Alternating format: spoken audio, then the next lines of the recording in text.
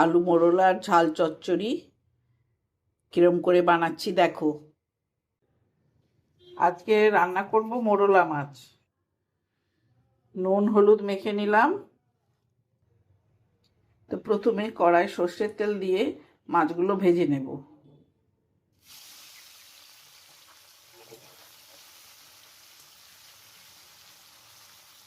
একটা মশলা তৈরি করে নেব। পেঁয়াজ, শুকনো লঙ্কা, এখানে একটু জিরের গুঁড়োটা দিয়ে দেব। মাছগুলো ভাজা হয়ে গেছে। এবারে ওই তেলেই একটু আলুটা ভেজে নিচ্ছি।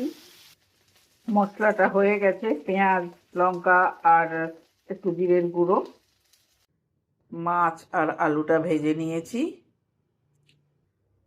কড়াইয়ে আবার একটু তেল দিলাম, একটু পাঁচফোড়নের ভাজা গন্ধ বেরিয়ে পড়েছে।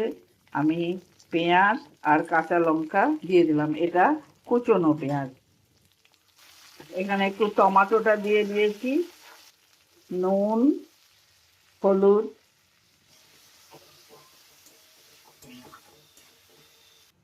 এই পেঁয়াজ, লঙ্কা আর জিরের পেস্ট,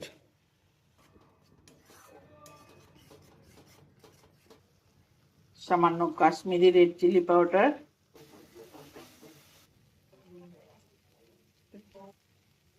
একটু সর্ষে বাটা, সাদা সর্ষে বাটা, গ্রাইন্ডারটা ধোয়া জল।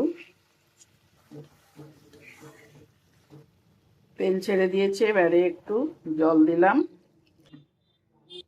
ঝোলটা ফুটে উঠেছে, এবারে মাছ আর আলুটা ভেজে রেখেছিলাম ওটা দিয়ে দিলাম। হয়ে গেল আমার আলু মোরলা দিয়ে ঝাল চচ্চড়ি। এইভাবে করে দেখো, খুব ভালো খেতে লাগে এই আলু মোরলার ঝাল চচ্চড়ি। গা মাখা গা মাখা।